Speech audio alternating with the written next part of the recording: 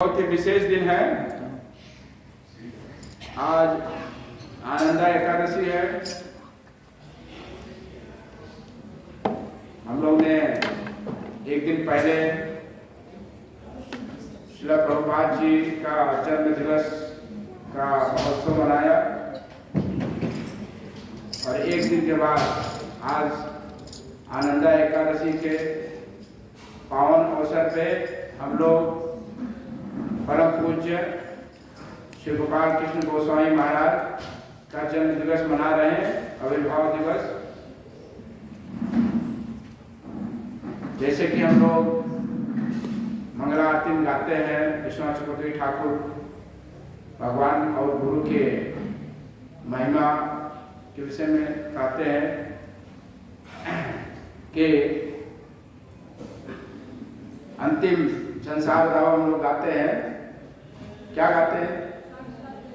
नहीं, लास्ट अंतिम।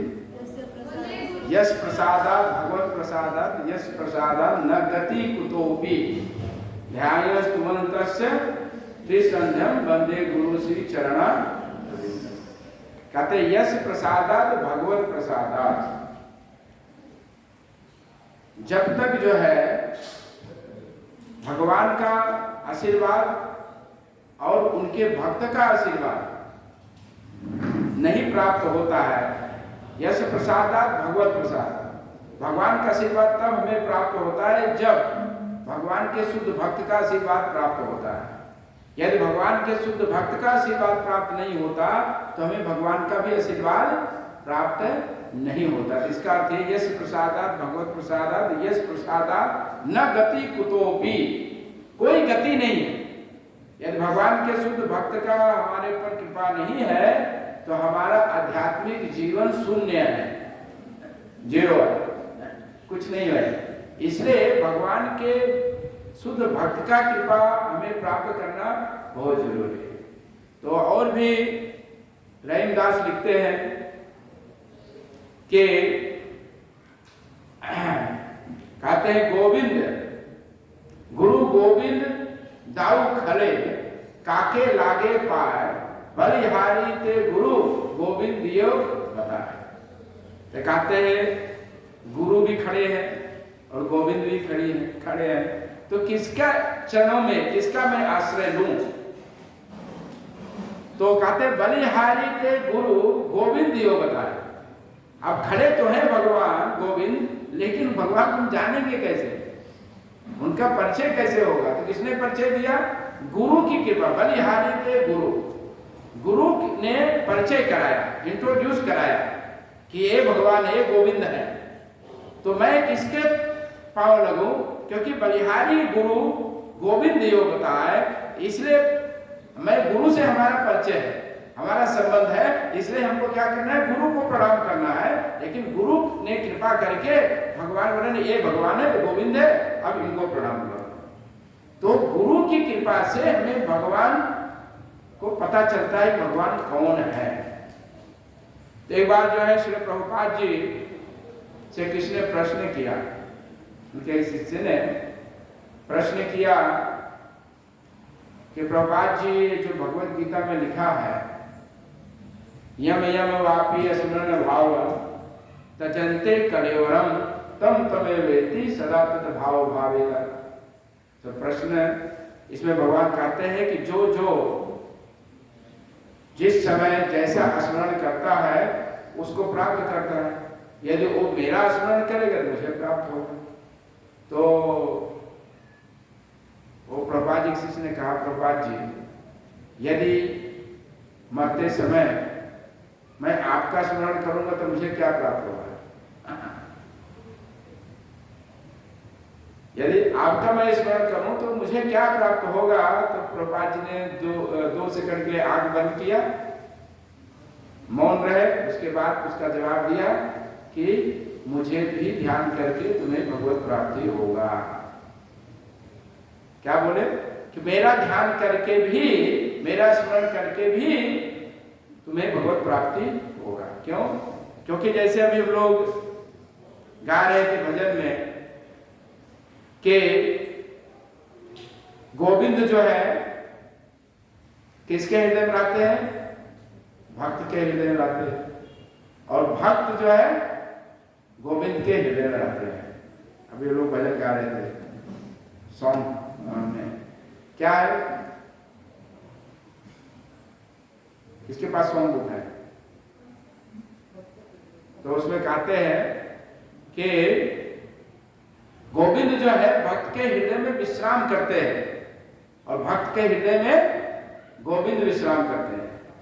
तो एक दूसरे का, क्योंकि इसलिए जब तक यदि कोई व्यक्ति भगवान के परम भक्त का यदि कोई स्मरण करता है तो क्योंकि उसके हृदय में गोविंद रहते हैं तो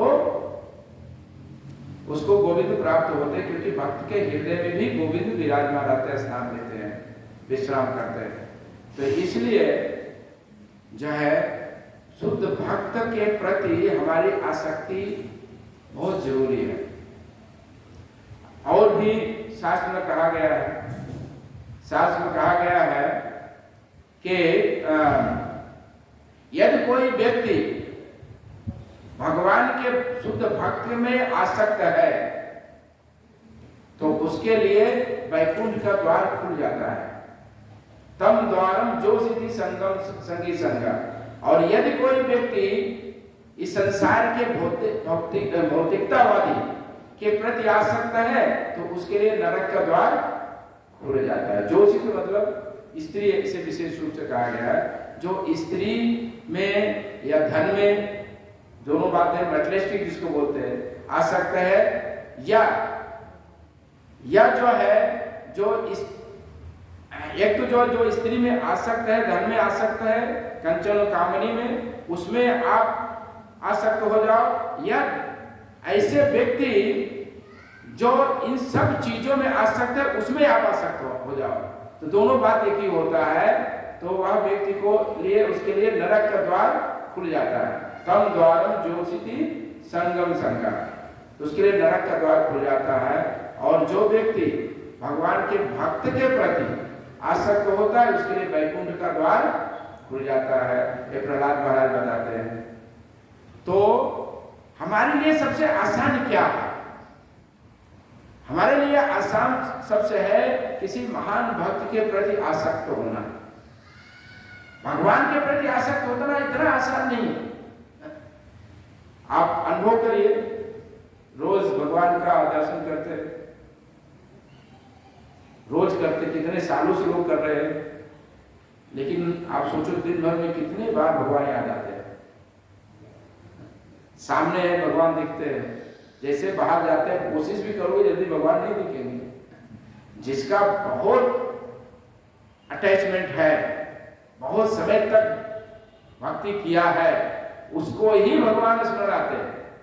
इसलिए भक्त के प्रति जो भक्त भगवान में आ सकते हैं, उसमें किसी न किसी रूप से एन केन प्रकार कैसे भी यदि आसक्ति हो जाए तो हमारे लिए भगवत मार्ग बहुत सुलभ हो जाता है, बहुत आसान हो जाता है। तो अभी शुद्ध भक्त कौन है, कैसे हमें पता चलेगा कि शुद्ध भक्त है? तो जैसे इसी मंगल आरती में लोग गाते हैं, साक्षात धरित्वेन समस्त शास्त्र युक्त तथा भावयत एव सद्भिः।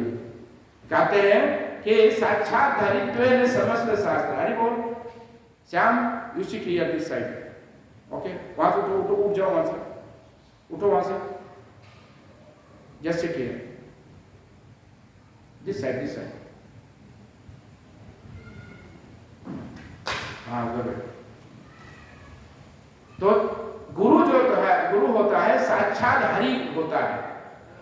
क्या होता है? साक्षात हरि। हरि और गुरु में कोई अंतर नहीं है, लेकिन फिर आगे कहते साक्षात धरित्वेन समस्त शास्त्र। क्यों हरि होता है? क्योंकि उसको समस्त शास्त्र पता है, समस्त शास्त्र का सार पता है कि शास्त्रों का सार क्या है।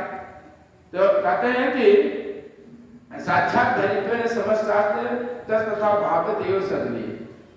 तो लेकिन किंतु प्रभोया प्रिय एव तस्य बदले गुरु श्री चरणा रविंद्र। लेकिन फिर भी हरि नहीं है।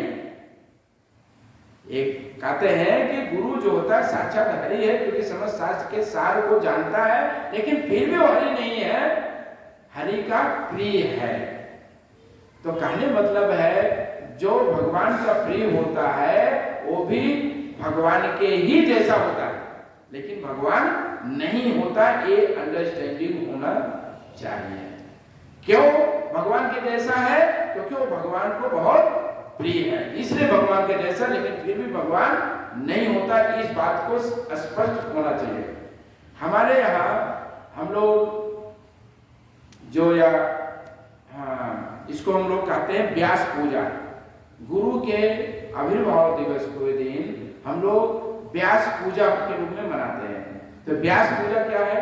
व्यास पूजा का मतलब है व्यास देव की पूजा होती है। गुरु के जन्म के दिन जो हम व्यास पूजा मनाते हैं तो ये क्या है? व्यास पूजा होती है। तो वास्तव में व्यास की पूजा होती है, व्यास देव। क्यों व्यास की पूजा होती है? तो ऐसे देखा जाए तो एक दिन होता है, इसको गुरु पूर्णिमा कहते हैं। तो गुरु पूर्णिमा में सब व्यक्ति गुरु की पूजा करते हैं, गुरु की पूजा करते हैं। लेकिन हमारी संस्था में गुरु की पूजा उस दिन भी होती है, व्यासदेव की पूजा होती है। लेकिन अलग अलग जितने भी गुरु हैं उसके जन्म दिन पर हम लोग शिव व्यास पूजा मनाते हैं। तो ऐसा क्यों है? इसके पीछे क्या रीजन है? इसके पीछे रहस्य ये है कि क्योंकि बहुत सारे लोग गुरु और भगवान को एक ही मानते हैं। गुरु में और भगवान में अंतर है। गुरु ही भगवान है, भगवान ही गुरु है। इसलिए वो एक ही दिन मनाते हैं कि एक दिन पूजा करने से सारे गुरु की पूजा हो जाती है, क्योंकि भगवान और गुरु एक ही है। तो उसका अलग अलग नहीं, आत्मा और परमात्मा दोनों एक है, इसलिए एक दिन पूजा कर लो तो सब पूजा हो जाती है। इसलिए जो वैष्णव हैं वो लोग गुरु पूर्णिमा तो मनाते ही व्यास को, क्योंकि उस दिन व्यास देव का आविर्भाव है। लेकिन जो उनका रिप्रेजेंटेटिव है, जो व्यास देव के अनुसार उन्होंने जो शास्त्र में ज्ञान दिया है, उसी ज्ञान को आगे बढ़ा रहे हैं। कैसे? एज इट इज, यथा रूप से उसी ज्ञान को आगे बढ़ा रहे हैं। उनको भी व्यास का रिप्रेजेंटेटिव कहा माना जाता है, और उनके जन्म में जो उनकी पूजा करना भी व्यास देव की पूजा माना जाता है, क्योंकि वो जो है व्यास जी के रिप्रेजेंटेटिव हैं। क्या है? उन्हीं को रिप्रेजेंट कर रहे हैं। इसलिए जो व्यास गद्दी है, व्यास पीठ पे सबको बैठने का अधिकार नहीं है। क्यों नहीं बैठने का अधिकार है? कि जो व्यक्ति व्यास देव ने जो शिक्षा दिया है, उस शिक्षा के आधार पे वो शिक्षा लोगों को नहीं दे सकता है और उन शिक्षाओं को अपने जीवन पालन नहीं कर सकता, तो उसका अधिकार नहीं है व्यास पीठ पे बैठने का, व्यास आसन में बैठने का। तो ये जो हम लोग व्यास पूजा करते हैं गुरु की जन्मदिन पे, ये वास्तव में इनडायरेक्टली एक जो है व्यास देव की पूजा है। ये व्यास देव की पूजा, क्योंकि ये जो गुरु है वो गुरु शिष्य परंपरा से आते हुए जो व्यास देव ने जिस भाव को संसार को समाज को दिया, उसी चीज को ये जो गुरु दे रहे हैं, इसलिए उनके रिप्रेजेंटेटिव है। उनके जन्म दिवस पे हम लोग श्री व्यास पूजा के रूप में उनका जन्म उत्सव मनाते हैं। ऐसे तो जन्म मनाना, जन्म उत्सव, ये शरीर इस काया का कोई मतलब नहीं, क्योंकि जन्म ये तो हमारा एक एक दिन जो है दुखद समाचार है हमारे जीवन में कि हमारा एक एक दिन कम हो रहा है और अभी भी हम सोए पड़े हैं, जगह नहीं है। तो ये तो बड़ा दुखद समाचार है कि हमारा अमूल्य समय एक एक दिन एक एक साल जा रहा है और फिर भी अभी तक हम जगह नहीं है। तो इस प्रकार की जो जन्म उत्सव मनाया जाता है, इसमें बहुत बहुत इनकरेज नहीं करते हम लोग इनकरेज करते हैं। भक्तों का जन्म दिवस मनाया जाता है कि भक्त जो है सतर्क हो जाता है कि इतना साल मेरा चला गया, अभी तक मैं भगवान का भजन नहीं किया हूँ, अब इस साल से मैं और गंभीर बनूंगा भगवान का भजन करने के लिए। तो एक उत्सव मनाना कोई गलत नहीं है, इस भाव से उत्सव मनाना कोई गलत नहीं है कि ये मनुष्य जीवन बहुत दुर्लभ है, यह साधना है, ये साधन हमें मिला है साधना को करने के लिए। मनुष्य जीवन मिला है, ये बहुत अमूल्य है, इसका अच्छी तरीके से इसका ध्यान रखना चाहिए, क्योंकि फिर से नहीं मिलेगा, इसलिए ग्लोरियस है, इसलिए बहुत महत्वपूर्ण है मनुष्य जीवन। क्यों महत्वपूर्ण है? क्योंकि ये साधन है। जैसे कोई व्यक्ति गाड़ी होता है तो गाड़ी का ध्यान रखता है, इसलिए ध्यान रखता है क्योंकि वो उसको उसके डेस्टिनेशन, उसके गंतव्य लक्ष्य पे पहुंचाता है। इसी प्रकार जो है हमें शरीर का भी बहुत, मनुष्य जीवन बहुत बहुमूल्य है, इसको ग्लोरीफाई करना चाहिए इस उद्देश्य से कि इसका उपयोग भगवान की सेवा में कर सके। तो ये जो व्यास पूजा बनाते हैं, ये हम शुद्ध भक्तों का जो गुरु शिष्य परंपरा में आते हैं उनका हम व्यास पूजा मनाते हैं। और यह याद करके कि ये पूजा, क्योंकि इन्होंने हमें सच्चा ज्ञान दिया है, बोलते ओम अज्ञानम त्रिमिरंधस्य ज्ञानांजनम शलाकया चक्षुरुन्मीलितम येन तस्मै श्री गुरुवे नमः। मैं ऐसे गुरु को प्रणाम करता हूँ, उनका आश्रय लेता हूँ जिन्होंने हमें अज्ञान रूपी अंधकार से निकाल करके प्रकाश में डाला। ओम अज्ञानम त्रिमिरंधस्य ज्ञानांजन शलाकया, ज्ञान रूपी चक्षु दिया, अंजन लगाया हमारे आंखों में, तो हमको दिखाई पड़ने लगा कि भगवान क्या होते हैं, हम क्या हैं, हमारे जीवन का उद्देश्य क्या है। तो ऐसे गुरु को हम नमन करते हैं, प्रणाम करते हैं, ऐसे गुरु का हम आश्रय लेते हैं। तो ऐसे ही गुरु जो परम पूज्य गोपाल कृष्ण महाराज हैं, इनके विषय में जितना भी बोला जाए कम है। जैसे हमने पहले बताया कि 300 साल पहले लोचन दास ठाकुर ने भविष्यवाणी किया था कि एक ऐसा भक्त आएगा, सैनिक, सेनापति भक्त। क्या बोला गया? सेनापति भक्त। एक तो चैतन्य मंगल में भी है और चैतन्य भागवत में भी है। चैतन्य भागवत में वृंदावन दास ठाकुर ने लिखा और चैतन्य मंगल में लोचन दास ठाकुर ने लिखा कि एक मेरा सेनापति भक्त आएगा जो पूरे विश्व में कृष्ण भावनामृत का प्रचार करेगा और चैतन्य महाप्रभु की भविष्यवाणी को पूरा करेगा। तो वो सेनापति तो एक ही व्यक्ति है, वो है प्रभुपाद जी। आज तक किसी ने पूरे विश्व में कोई प्रचार नहीं कर सकेगा। कृष्ण जाते हैं विश्व को भ्रमण करने, बहुत जाते हैं, सीढ़ी देख के आ जाते हैं, कुछ धन करवा के आ जाते हैं, कुछ अलग विद्या सिखा करके आ जाते हैं, लेकिन कृष्ण भावनामृत का प्रचार नहीं किया, भक्ति का प्रचार नहीं किया। वो तो केवल प्रभुपाद जी है। लेकिन जो सेनापति होता है, तो इंग्लिश उनको क्या बोलते हैं? Commander in chief. जो कमांडर इन चीफ होता है वो अकेला नहीं होता है, वो अकेला नहीं, उसके साथ और बहुत सैनिक होते हैं। तो ऐसे प्रभुपाद जी जब गए अमेरिका, तो वहां जाने के बाद दूसरे सेना अपने आप उनको ज्वाइन किए। तो उन्हीं सैनिकों में से एक सैनिक कौन है? विशेष सैनिक गोपाल कृष्ण गोस्वामी महाराज। तो वो सेना सैनिकों में कैसे इनका इंट्रोडक्शन हुआ? तो महाराज का जन्म दिल्ली में 14 अगस्त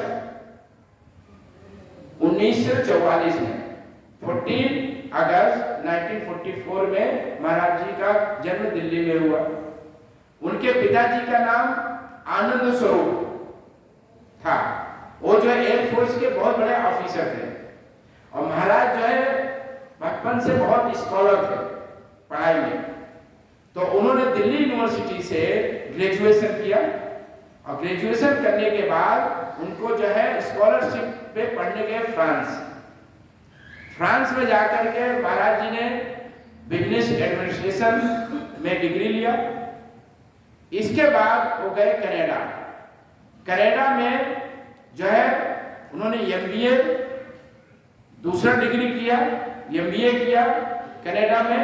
और इसके बाद उन्होंने एक बहुत बड़ी कंपनी जो पेप्सी कोला कंपनी है उसमें वो जनरल मैनेजर बन गए। उस समय महाराज के आयु लगभग 24 साल था। तो प्रभुपाद जी को मिलने से 6 महीने पहले, प्रभुपाद जी को महाराज मिले जून 1961। देख रहे अपने थोड़ा गलती हो सकती है, लेकिन 1961 लगभग 24 साल हो गया, वो कैलकुलेशन कर लेना, आजकल तो सब एक्सपर्ट है। तो लगभग उस समय 24 साल के थे महाराज। तो उसके 6 महीने पहले महाराज जी को एक अंदर से तड़प पैदा हो गई कि भगवान कौन है। ऐसे महाराज के जन्म आनंदा एकादशी के दिन हुआ था। उनके पिताजी का नाम भी आनंद स्वरूप था और महाराज का नाम गोपाल कृष्ण पहले ही से था। महाराज का नाम गोपाल कृष्ण पहले से रखा था। तो एक तो बहुत ही पवित्र दिन पे महाराज का जन्म हुआ था। उसी साल प्रभुपाद जी ने बैक टू गॉड चालू किया था। जिस साल जन्म हुआ महाराज का, उसी साल प्रभुपाद जी ने बैक टू गॉड लिखना चालू किया।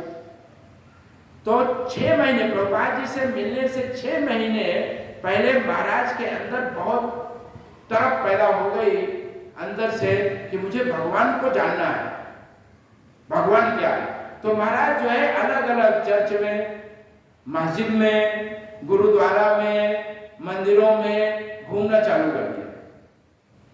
बस समय जैसे मिलता था वही जगह रोज निकल जाते। तो तड़प जगी हुई थी। तो इसी तरीके जब महाराज पहुंच गए इस्कॉन टेम्पल मॉन्ट्रियल कनाडा में, वहां उस मंदिर में पहुंच गए। तो वहां पे उनको समाचार मिला, वहां के जो प्रेसिडेंट थे महापुरुष दास, उन्होंने बताया कि प्रभुपाद जी 30 जून को 1961 में 30 जून था, उस समय उनको आना था। तो उन्होंने बोला कि कल जो है प्रभुपाद जी आ रहे हैं, कल भक्ति वेदांत स्वामी इस्कॉन के फाउंडर आचार्य वो आ रहे हैं। तो बड़े उत्साहित हो गए। तो महाराज जी को सबसे पहला तो महाराज जी के अंदर पहले से तड़प थी भगवान को मिलने के लिए। भगवान मिले कैसे? जब तक गुरु नहीं मिलता है, शुद्ध भक्त नहीं मिलता है, भगवान मिलते नहीं। तो उन्होंने महापुरुष दास से कहा कि आप बताइए मैं क्या सेवा कर सकता हूं। तो महापुरुष दास ने कहा आप क्या करो कि आप जाकर के प्रभुपाद जी का कमरा है, जिस कमरे में आने वाले हैं, उसकी सफाई करो। तो ये तो महाराज जी के लिए लॉटरी लग गई। महाराज जी के विषय बता दें, महाराज जी ने उस कमरे को इतना साफ किया। ग्रेजुएट थे, डबल ग्रेजुएट थे, बड़े पोस्ट पे थे, लेकिन क्योंकि भगवान को मिलना था तो यह सेवा उनको प्राप्त हुआ। तो बड़े रुचि से इतनी सफाई किया, इतनी फर्श सफाई किया, विंडो सफाई किया, एक एक चीज को अच्छी तरीके से पूरा दिन सफाई किया। और जब प्रभुपाद जी आए तो रूम को देख करके प्रभुपाद जी ने पूछा, देखिए ये जो गुरु होते हैं ना, ये वास्तव में भगवान के ही एक्सपांशन होते हैं। परमात्मा के रूप में वो सबके हृदय में जानते हैं किसके हृदय में क्या चल रहा है, किसके हृदय में क्या चल रहा है। तो प्रभुपाद जी ने पूछा कि एक कमरा किसने साफ किया। तो ये बात पहुंच गया कि गोपाल कृष्ण ने किया, एक इंडिया से लड़का आया है यानी, और उसने सफाई किया है। तो प्रभुपाद ने बोला मुझे मिलना है, बुलाओ। तो ये प्रभुपाद जी का गोपाल कृष्ण महाराज से पहला मुलाकात था। प्रभुपाद जी ने काफी समय तक उस मंदिर में थे और प्रतिदिन प्रभुपाद जी का लेक्चर प्रवचन होता था।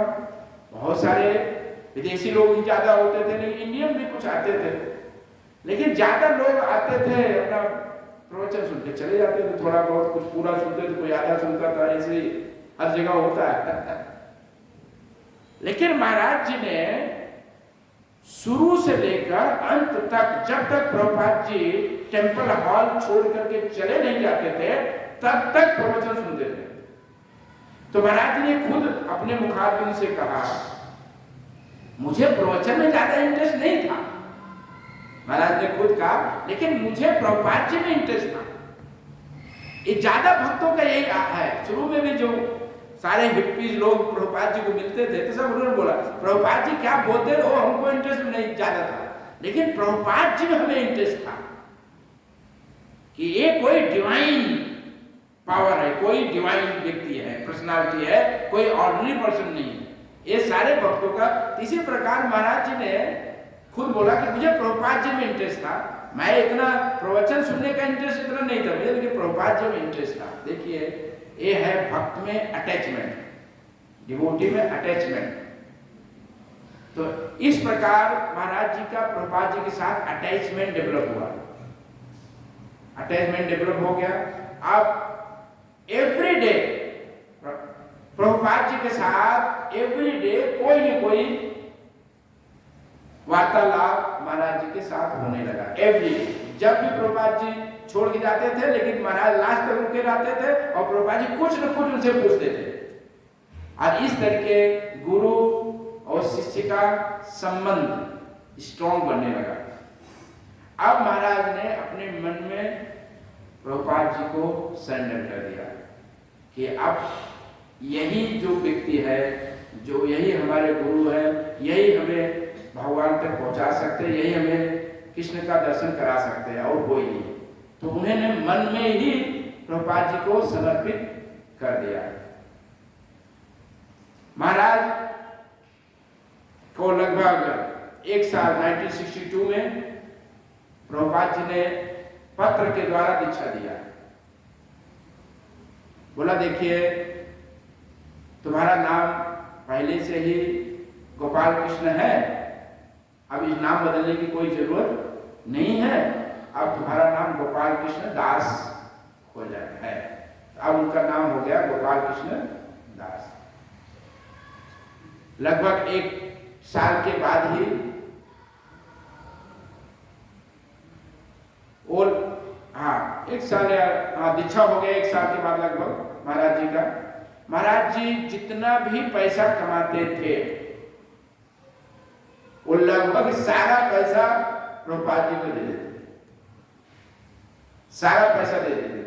और प्रभुपाद जी ने पत्र के द्वारा महाराज को हमेशा धन्यवाद देते रहे, और हमेशा पत्र में एवरी डे बहुत सारे पत्र, वो संख्या मुझे याद नहीं, कई सारे पत्र महाराज जी पर्सनल लेटर प्रभुपाद जी ने भेजा, और सब में महाराज को धन्यवाद दिया, क्योंकि जो भी पैसा मिलता सब प्रभुपाद जी को दे देते। और इस तरीके महाराज जी ने फुल टाइम भक्त बन गए, और फुल टाइम अपना बिजनेस सब कुछ रिजाइन करके पूरा फुल टाइम भक्त बन गए। और प्रभुपाद जी ने उनको 1975 में पूरे भारतवर्ष के इस्कॉन के जीबीसी बनाया, गवर्निंग बॉडी कमीशन। और प्रभुपाद जी ने कहा, आप जाओ और जा करके जितने भी हमारे पुस्तक है उसको सभी भाषाओं में ट्रांसलेशन करके, और तुम्हारा जो बिजनेस मार्केटिंग स्किल है वो मार्केटिंग स्किल को लगाकर इन पुस्तकों का वितरण कराओ।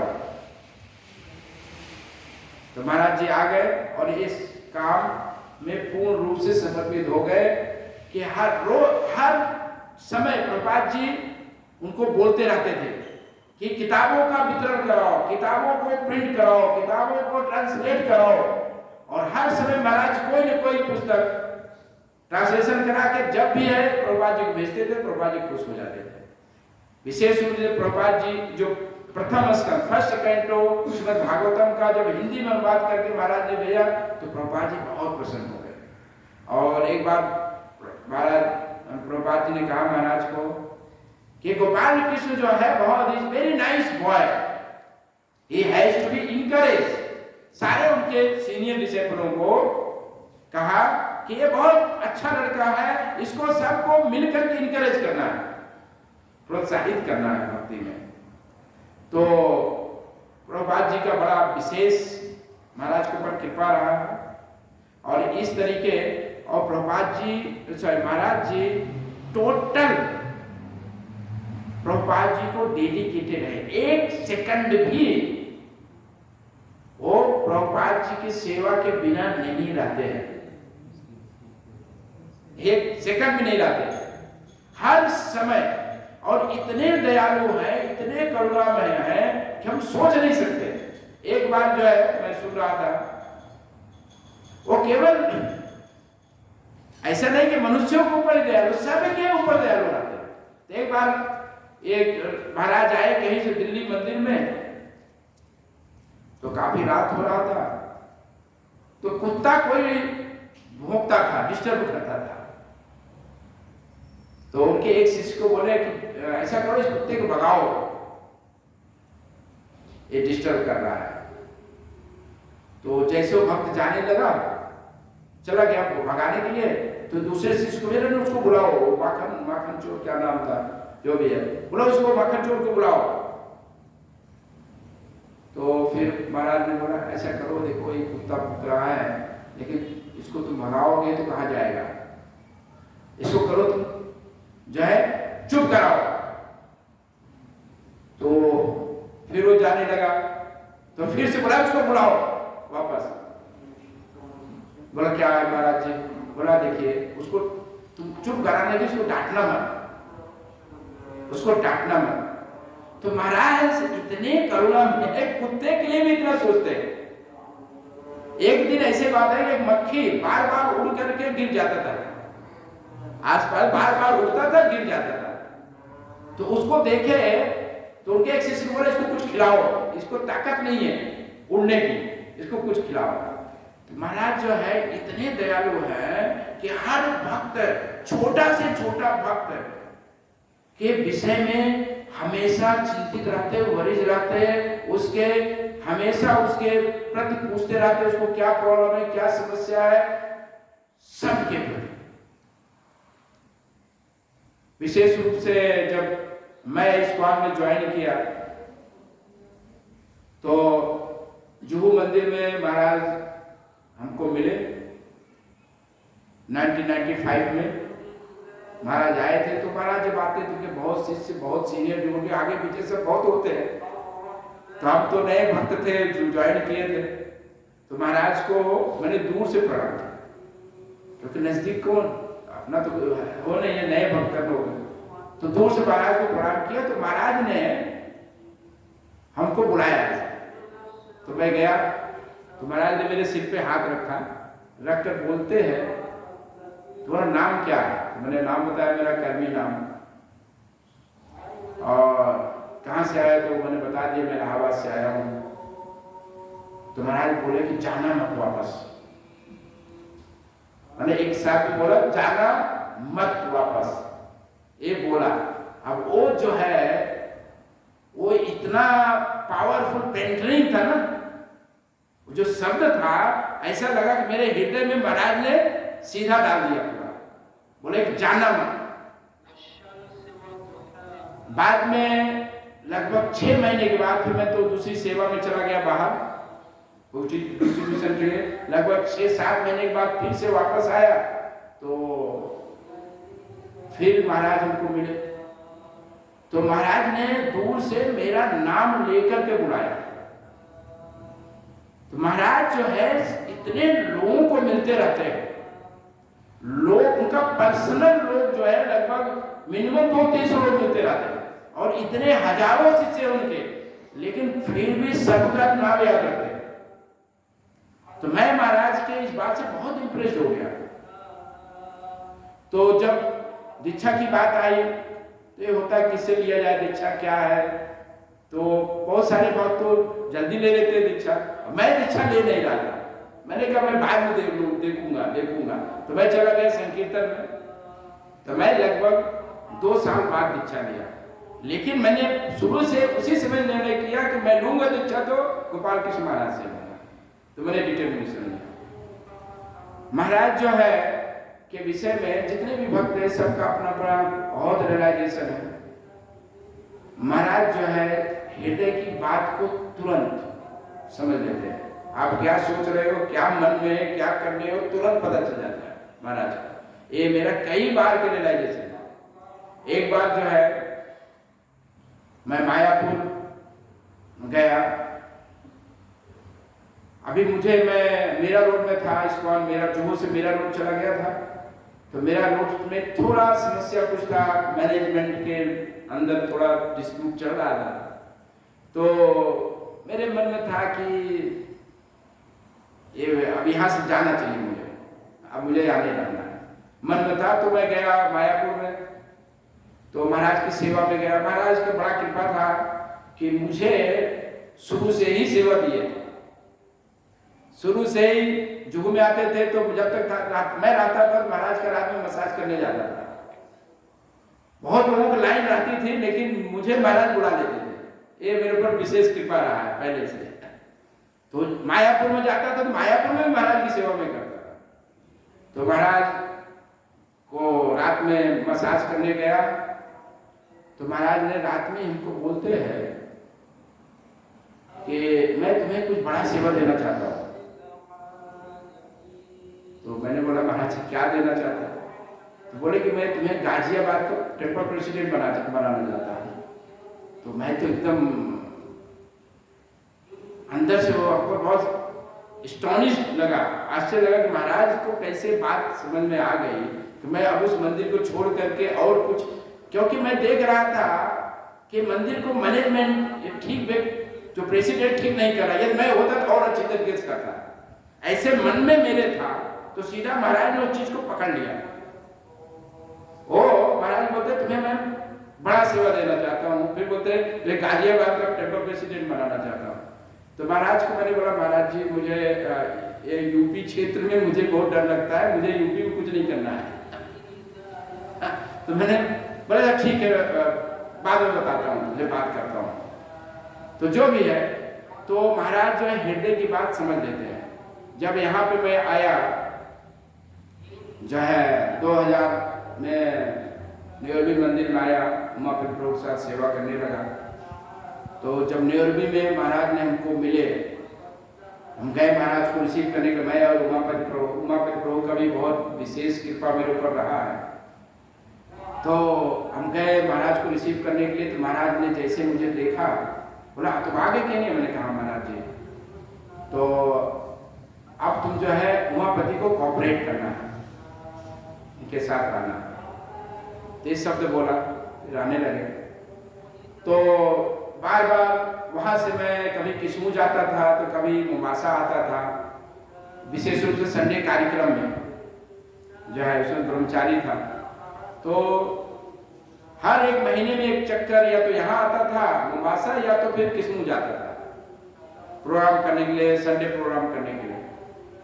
तो जब मैं यहाँ मोम्बासा आया, तो मोम्बासा मुझे वो हमारे घर जैसा लगा मुझे, कि मैं दो जगह जो है मुझे बहुत पूरे इस्कॉन में सबसे ज्यादा अट्रैक्शन मुझे दो जगह पे हुआ। एक तो मोम्बासा में हुआ और दूसरा राधा रास बिहारी मंदिर हुआ। दो मंदिर। जब राधा रास बिहारी मंदिर में पहली बार गया तो ऐसा लगा कि मैं बैकुंठ में पहुंच गया हूं। इतना अट्रैक्शन था मुझे कि मुझे ऐसा लगा कि ये कहाँ मैं आ गया हूं। और मैं गया था लगभग शाम को 4 बजे, रात में 10 बजे घर वापस गया बॉम्बे में। वहीं घूमता रहा, देखता रहा, इतना अट्रैक्शन था। तो इसी प्रकार जब मैं मोम्बासा आया, तो मोम्बासा ऐसा लगा कि मैं अपने घर, मतलब वो जो विग्रह है रुक्मिणी द्वारिकाधीश का और वो मंदिर, वो सब कुछ बहुत मुझे अट्रैक्टिव लगा। तो जब आता रहा, तो जो विष्णुमूर्ति प्रभु थे उन्होंने हमको बोला कि प्रभु जी मुझे इंडिया जाना है रिटायर होकर के, लेकिन मैं जा नहीं सकता हूँ। मैंने कहा क्यों? बोला मैं किसको हैंड ओवर करूँ? तो उन्होंने एक दो लोगों का नाम बताया। बोला मैं हैंड ओवर कर दूंगा तो मंदिर खत्म हो जाएगा। डर होता ना, किसी ने बड़े संभाल कर जो भी कुछ किया है तो उसको एक अटैचमेंट हो जाता है। वो सोचता है कि यदि मैं नहीं रहूंगा तो कौन देखेगा, ऐसा होता है मन में। तो इसी प्रकार विष्णुमूर्ति प्रभु बोले लेकिन यदि आप रेडी हो, आप यदि यहाँ रहना चाहो तो मैं आपको हैंड ओवर करके जाऊंगा महाराज को बोल करके। तो मैंने कहा, मैंने अपने हृदय की बात उनको बोला, देखिए मुंबासा मुझे बहुत पसंद है, ये लगता है कि मैं मेरा जगह है, लेकिन मैं जो है महाराज के बिना परमिशन से मैं कहीं नहीं जाता हूँ। महाराज ने हमको बोला है कि उमापति प्रभु को कोऑपरेट करना है, तो मैं उमापति प्रभु के साथ रहने वाला हूँ जब तक महाराज हमको बोलेंगे नहीं। तो मैंने बात को बताया नहीं। हाँ, मैंने उमापति प्रभु से डिस्कस करना चालू किया। जैसे उनको बोला तो उमापति प्रभु बोले नहीं तुम मुंबासा मत जाना, हाँ, तुमको जाना है तो मैं तुम्हें किस्मू का प्रेसिडेंट बनाऊंगा या तो इस मंदिर का, लेकिन तुम मुंबासा मत जाना। तो उमापति प्रभु के विचार था। तो उसी समय फिर मैं गया भारतवर्ष, छुट्टी पे गया, प्रोग्राम करीब 1 साल के बाद वापस गया भारत। तो जैसे महाराज हमको मीरा रोड में मिले, जूम में रुका था, मीरा रोड गया था जो है, क्योंकि वहां से मेरा कनेक्शन था तो मीरा रोड जाते था। तो जिस दिन मैं गया उसी दिन महाराज मीरा रोड आए और महाराज मिले। तो महाराज ने हमको बोला ऐसा करिए, ऐसा करो तुम जो है कहाँ से आए अभी? तो मैंने कहा महाराज मैं तो अभी केनिया से आया हूँ। बोला ऐसा करो तुम केनिया वापस चले जाओ। मैंने कहा क्या हो गया महाराज? एक डर लगता है ना, कभी अभी मैं केनिया से आया फिर से महाराज भेज रहे मुझे, तो क्या वापस चले जाओ? बोले तुम मुंबासा जाओ, वो विष्णु मूर्ति प्रभु रिजाइन कर रहे हैं, तो प्रेसिडेंट बन जाओ। तो मैंने कहा ठीक है महाराज जी कोई बात नहीं। तो जब मैं आया, जो भी अपना काम करके फिर वापस गया, तो उमापति प्रभु को नहीं चाहिए था कि मैं इधर आऊँ, क्योंकि उनको भी बहुत हमारे साथ बहुत रिलेशन, बहुत स्ट्रॉन्ग रिलेशन था। जब हम आने के थोड़े समय में प्रभु जी के साथ हमारा बहुत क्लोज रिश्ता हो गया। तो प्रभु जी को बिल्कुल पसंद नहीं था कि मैं इधर आऊँ। फिर मैंने प्रभु जी को बोला कि महाराज बोले हैं कि मैं प्रेसिडेंट, वहाँ जाकर प्रेसिडेंट बनूँ, और जो है और आप बोलते हैं कि नहीं जाओ, तो कैसे? महाराज ने तुमको आगे दिया। तो उसी समय रामदास करके यहाँ थे पहले। तो रामदास ने बोला कि प्रभु जी आप 6 महीना भी मुंबासा में रह नहीं पाओगे। उन्होंने बोला आप 6 मंथ भी वहां रह नहीं सकते हो, और यदि आप 6 महीने रह जाओ तो मैं मान लूंगा कि आप रह सकते हो। तो वास्तव में मैं जब आया तो इस 6 महीना इतना टफ था मेरे लिए कि हम सोच नहीं सकते। एक तो बहुत सारा पॉलिटिक्स भी था, समझ के पुराने लोग बहुत थे, सब पहले से पावरफुल लोग थे। मैं तो नया नया इधर आया था, उम्र भी बहुत कम था, 23-24 साल मेरा भी उम्र था, ज़्यादा उम्र नहीं था। और सब पुराने एज वाले और बहुत सारे पुराने लोग थे। गुजरात के सब गुजराती कम्युनिटी भी था, पहले बहुत लोग थे, और सब जो है, तो मेरे लिए बहुत कठिन काम था इधर रहना, इतना कठिन था कि हम सोच रहे। और साथ में मेरा हेल्थ, 6 महीने में मेरा हेल्थ इशू बहुत रहा। जितने भी कमरे थे वहां पे गंजोनी, सारे कमरे में मेरा बदलता रहता था, एक कमरे में, दूसरे कमरे में, तीसरे कमरे में, जिस कमरे में जाता था वहीं बीमार पड़ जाता था। मैं सोचता था, ऐसा लगा कि मैं 6 महीना नहीं रहा, लेकिन वो प्रभु जी ने, रामदास ने बोला था, और महाराज ने बोला तुम मुंबासा जाओ, प्रेसिडेंट बनो, ये महाराज की आज्ञा था। ये 2 चीज हमें जो है मुंबासा में रोका, नहीं तो मैं मुंबासा में रह नहीं सकता था। अब रहने लगा, और शुरू में जो है सारी समस्याएं आई, लेकिन बहुत संघर्ष हुआ, लेकिन हो गया, रहने लगे। तो ये 2 सफल भी हो गए जितना हो सका, क्योंकि 6 महीने के लिए था, तो अभी तो कितना साल निकल गया। अब जब भी महाराज को मैं बोलता हूँ, एक ही बात बोलते हैं महाराज हमको, हमेशा मैं महाराज को बोलता हूँ, महाराज जी अब इतना साल मुझे हो गया है, आप कृपा करें मेरे ऊपर, मुझे और कहीं ट्रांसफर कर दीजिए, कहीं जाकर मैं सेवा करूँगा। तो महाराज एक ही बात बोलते, तुम्हें जीवन भर इधर ही रहना है। एक ही बात बोलते हैं, तुम्हें जीवन भर यही रहना है। मेरा भाई भी बार बार हमको बोलता है, वहाँ इतना हेल्थ इशू है जो है माता जी का, और सब है, तुम्हें वापस आ जाओ। इस बार भी महाराज के पास गया बोलने के लिए, तो महाराज इस बार भी एक ही बात बोला, तो उनको उधर ही रहना है, उधर ही रहना है। तो गुरु की आज्ञा का पालन करना इतना आसान नहीं है, कठिन है, लेकिन वास्तव में वही हमारी सफलता का मूल कारण है। तो पहले भी मैंने बता चुका था कि एक बार महाराज ने हमको जो है यहाँ से गया में केन्या से, तो महाराज हमको दिल्ली में मिले। महाराज दिल्ली में मिले, तो दिल्ली में मिलते हैं तो महाराज हमको बोलते हैं कि ऐसा करो कि हमको, मैं गया था मीरा रोड मंदिर में, वहाँ मेरा मीटिंग हुआ था, तो उस मीटिंग में कमल लोचन और बनमाली प्रभु ने बोला कि मीरा रोड मंदिर पे 16 लाख का कर्ज है, 16 लाख का कर्ज है, तो एक काम जो है महाराज जी आनंद दास को बोलेंगे तो ये पूरा हो सकता है। तो मैं तो केन्या में रहता था, अब यहाँ से गया महाराज को, तो मैं दिल्ली में मिला महाराज को, तो महाराज जैसे मिले तो हमको बोलते हैं कैसा करो कि मैं गया था मंदिर, तो उन्होंने ऐसा बोला है कमल लोचन और बनवाली, तुम ऐसा करो चले जाओ मीरा रोड। मैंने कहा महाराज जी मैं आया हूँ गौरपुर में प्रोग्राम अटेंड करने के लिए, मुझे जाना है मायापुर।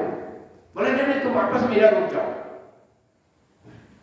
ये बहुत कठिन काम था, क्योंकि मैं यहाँ से गया तो मेरे पास टाइम कम था, मुझे जाना था मायापुर और महाराज हमको भेज रहे मेरा मीरा रोड। बहुत कठिन था। ये बोलना आसान है, लेकिन इसको करना बहुत कठिन काम है। तो मैंने कुछ भी करके मैंने कहा नहीं, महाराज ने बोला यदि मैं मीरा मायापुर भी जाऊंगा तो महाराज वहां भी मिलेंगे हमको, और फिर हमको बोलेंगे कि तुम जाओ मीरा रोड, तो अच्छा है कि मैं यहीं से चला जाऊं मीरा रोड। तो मैं दिल्ली से सीधा मीरा रोड पहुंच गया। गुरु महाराज की कृपा से, तो मैंने बताया था कि हमको एक ही मेंबर मिला, पहले दिन ही मिला, और मिल करके हमको बोला प्रभु जी ये 16 लाख मैं दे दूंगा, अब जाओ जहां जाना है। तो कहने मतलब है, देखिए इतना सरल हो गया। पहले से जो गुरु होते हैं ना, वो जो आज्ञा दिए हैं ना, वो पहले से आपको शक्ति भी दिए वो पूरा करने के लिए, लेकिन हमको क्या है उसमें अमल करना है। वो शक्ति भी वही किए, सब कुछ पहले से कर दिए। जैसे प्रभुपाद जी गए अमेरिका, तो प्रभुपाद जी के लिए सब साधन भगवान ने पहले से बनाया था, सब था, लेकिन एफर्ट करना है। तो इसी प्रकार जो है, जब गुरु की आज्ञा हम पूरी तरीके से शुद्ध भक्त का आज्ञा का पालन करते हैं, थोड़ा जो भी छोटा आज्ञा हो बड़ा है उसको हम लाइफ और सोल मानते हैं, तो वही हमारी सफलता। वो किसने की आज्ञा है, वो किसने की आज्ञा है। जब भी मैं महाराज के पास मिलता हूँ, महाराज को मैं बोलता हूँ महाराज जी आपकी क्या मेरे लिए आज्ञा है, आप बताओ। एक जब भी मैं पूछता हूँ, जब महाराज अकेले मिलते तो मैं उनको ही पूछता महाराज मेरे लिए क्या कुछ विशेष कुछ सेवा है तो आप मुझे बताएं। हमको एक ही बात बोलते हैं जप करो, जप करो, बस एक ही बात बोलते हैं, दूसरा अभी तक कुछ बोला नहीं। अभी जप करो, बहुत कठिन है, जप करना भी कठिन है, ऐसा नहीं है, बहुत कठिन है, लेकिन ये आज्ञा है। यदि इस आज्ञा को पूरा कर सके तो मानेंगे कि कृष्ण की आज्ञा। तो छोटा सेवा हो बड़ा सेवा हो जो भी, इसलिए हमें हमारे जीवन में शुद्ध भक्त का रहना जीवन में बहुत अनिवार्य है, बहुत अनिवार्य है। यदि शुद्ध भक्त हमारे जीवन में है तो हमारे लिए भागवत प्राप्ति बहुत आसान हो जाता है। क्योंकि हमको क्या करना है, हमको कुछ नहीं करना है, हमें शुद्ध भक्ति के आगे का पालन करना है बस। बाकी तो रास्ता भगवान बनाएंगे, यही करना है। जैसे प्रभुपाद जी ने अपने जीवन में 2 आज्ञा अपने गुरु महाराज के ले लिए। एक आज्ञा ले लिया कि विदेशों में जाकर इंग्लिश स्पीकिंग कंट्री में प्रचार करना है, दूसरा जो भी है पैसा जो भी मिलता है तुम्हें उसका जो है वो क्या करना है, किताब प्रिंट करा के डिस्ट्रीब्यूट कराना। और प्रभुपाद जी ने किया, और आज पूरे विश्व में पूरे विश्व को सुखी कर दिया, सुखी कर दिया। तो छोटी आज्ञा हो बड़ी आज्ञा हो, लेकिन शुद्ध भक्त की आज्ञा को हम सिरोधार्य करते हैं अपने जीवन में, तो अब सफलता निश्चित रूप से मिलती है। और यदि वो सफलता भी नहीं है तो सफलता विफलता में भी वो सफलता है। गुरु की आज्ञा का पालन करने के लिए जीवन भर हम तत्पर रहे, और करते करते पूरा ना हुआ, शरीर छूट भी गया, तो वो भी सफलता है। That is also success. वो भी सक्सेस है। तो महाराज जी बहुत ही कृपालु है, हर भक्त, हम तो बहुत छोटे भक्त है, महाराज के कितने शिष्य है, बड़े बड़े शिष्य है, बहुत हजारों हजारों शिष्य है, लेकिन छोटे से छोटे भक्त को याद रखते हैं। अभी आपको एक आश्चर्य की घटना अभी अभी बताता हूँ। वृंदावन में पुरुषोत्तम मास है, इतना क्राउडेड है, मैं था इतना क्राउड है कि मैं शाम को जल्दी जाते नहीं था मंदिर, क्योंकि इतना क्राउड है कि वहां न तो दर्शन हो पाता है, न तो जप होता है, प्रणाम भी ठीक से नहीं कर सकते। तो मैं अपने रूम पे जाता था, रूम पे बैठ के जप करता था। मैंने कहा जाके क्या करूंगा मैं, मंदिर में इतना क्राउड होता था। तो कभी कभी चला जाता था शाम को।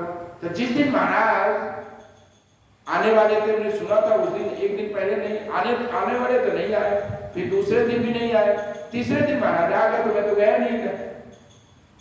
अब महाराज जब जाते हैं तो सुबह जाएंगे, रात में देर से जाएंगे तो सुबह मंगल आरती जरूर करते हैं, यदि शाम को जल्दी जाते हैं तो संध्या आरती करते हैं। महाराज के नियम इस एज में इतना सारा हो, लेकिन करते ही करते, कहीं भी दुनिया में किधर भी जाते हैं। तो महाराज गए तो वहां पे जो है कृष्ण बलराम की संध्या आरती किया, मुझे मैसेज मिल गया महाराज आए हैं और कृष्ण बलराम की आरती किया। तो मैं तो शाम को गए नहीं, क्योंकि वहां इतना क्राउड होता, जाना आना टाइम ऐसे वेस्ट लगता था। तो मंगल आरती में गया, मंगल आरती में इतनी भीड़ होती है, महाराज भी आरती करते तो दूर से देख सकते हैं उसमें स्क्रीन में कि महाराज आरती कर रहे हैं। अब इतने शिष्य है, महाराज मिलेंगे कि नहीं ये भी कोई हिसाब नहीं था। वृंदावन में तो सवाल ही नहीं महाराज को मिला। तो मैं समाधि मंदिर में बैठा था, तो एक भक्त आके बोला कि प्रभु जी महाराज अभी प्रभुपाद क्वार्टर में गए। तो चलो ये बोल रहा है तो चलो दौड़ते हैं, कहीं हो सकता है दर्शन हो जाए। तो दौड़ करके हम लोग आए महाराज के प्रभुपाद जी क्वार्टर में। जैसे आए तो महाराज निकल रहे थे, क्वार्टर से बाहर निकल रहे थे, तो आए तो तुरंत हमने प्रणाम किया महाराज को। तो महाराज का एक नजर, मेरे बहुत सारे भक्त हैं, एक नजर महाराज का पड़ गया। तो मैं तो फिर प्रणाम करके साइड हो गया, क्योंकि इतने सारे भक्त, उनके शिष्य, इतने सारे पावरफुल लोग बैठे हैं सब, तो वहां जाने का अपना काम नहीं है। हम तो यहाँ आते जानते भी नहीं, सब तो नहीं जानते लोग। तो हम दूर से प्रणाम करके दूर हो गया। महाराज फिर रेस्टोरेंट है पीछे और वहां से लिफ्ट है ऊपर जाने लगे, तो लिफ्ट के पे खड़े हो गए और खड़े होकर के वहां से बोलते आनंद दास किधर है। वो सारे